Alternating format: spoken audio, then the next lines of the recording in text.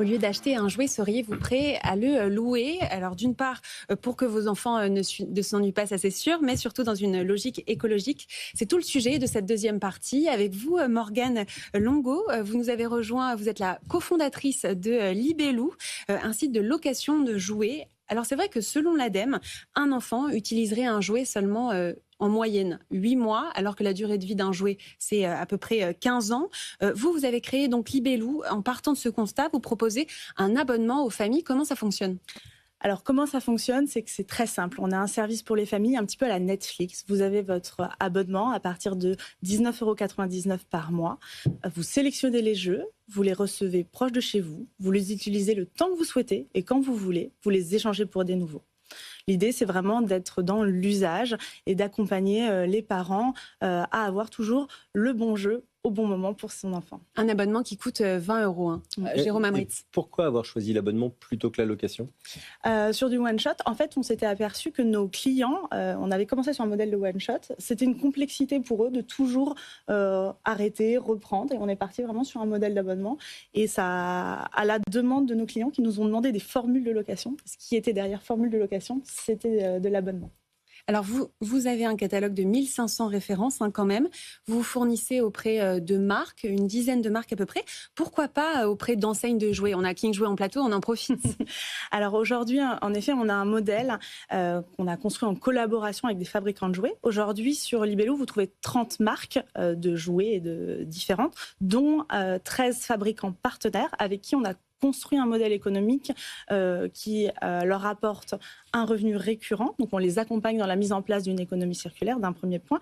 Et deuxièmement, on les aide à comprendre mieux leurs produits, puisque nous, un produit, chez Libellou, on va le suivre sur toute sa durée de vie, toutes les opérations qui sont réalisées dessus et tout l'usage qu'il va y avoir avec le jouet.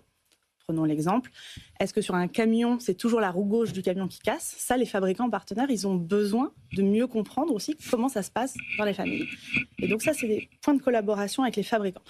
Aujourd'hui, on a aussi à cœur de pouvoir travailler en collaboration éventuellement avec des distributeurs, et je pense que ça sera intéressant de se mettre autour de la table, de réfléchir à quelles sont aujourd'hui notre expertise, que ce soit technologique, logistique, ou de partenariat, et quelles sont les expertises, notamment d'un acteur comme King Jouet, avec sa proximité avec le client et sa capacité à rencontrer des parents très régulièrement. Et je pense qu'en effet, il y a des choses qui pourraient être faites. Morgane, là, vous nous avez amené 3 jouets sur ce plateau.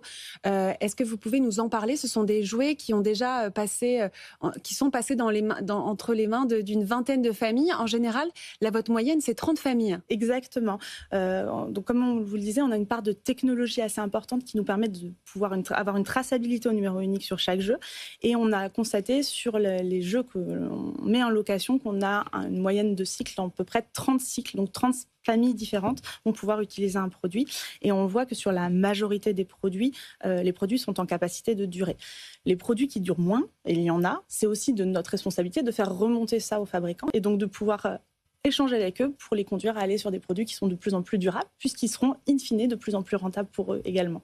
Jérôme. Et comment vous choisissez les produits ? Est-ce qu'il y a un critère environnemental, justement, dans la sélection de vos produits ? Alors aujourd'hui, au départ, on était sur une sélection vraiment de produits en bois éco-conçus, et on a élargi parce qu'on s'est dit que notre combat, c'était vraiment d'avoir un catalogue large et de travailler sur l'usage et sur le nombre de cycles, et qu'en fait, la réduction de l'impact, elle était vraiment au fait de la réutilisation bien plus que au choix du catalogue à la base.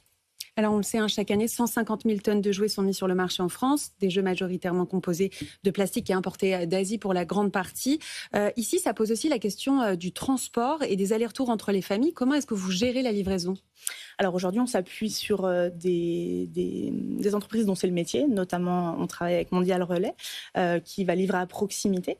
Et toutes les études qui ont été faites sur l'impact de la location versus l'achat et la revente, c'est que malgré l'impact transport, on est sur une réduction entre moins 75 et moins 80% de l'impact, puisque l'impact majoritaire négatif, c'est vraiment la fabrication. Donc le fait de mutualiser, de réutiliser le produit a un impact bien meilleur que on va dire la consommation liée au transport de ce produit.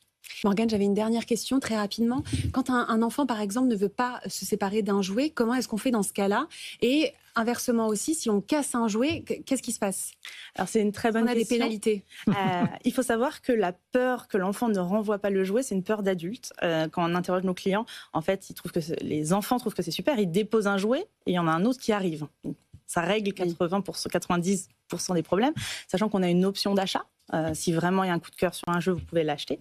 Le sujet de la casse, en fait, c'est une vraie frein, une vraie crainte de la part des parents. Si mon enfant abîme le jouet, qu'est-ce qui va se passer? Donc nous, aujourd'hui, on prend en charge complètement ce point-là. Donc nos clients, s'il manque une pièce, si un jouet est abîmé, ne sont pas facturés pour ça. Mais ce que je pense qu'on peut aussi conclure par rapport au sujet de l'occasion, nous, on pense que l'occasion, c'est une vraie tendance, une vraie lame de fond du marché, mais c'est aussi ce que nous disent les clients quand ils achètent et ils revendent 3 mois plus tard, c'est qu'ils sont déjà dans l'usage, mais qu'ils n'ont pas encore les offres qui leur permettent d'être dans cet usage complètement. Et nous, vraiment, notre objectif, c'est de créer ces offres pour pouvoir leur répondre à leurs besoins. Merci beaucoup, Morgane.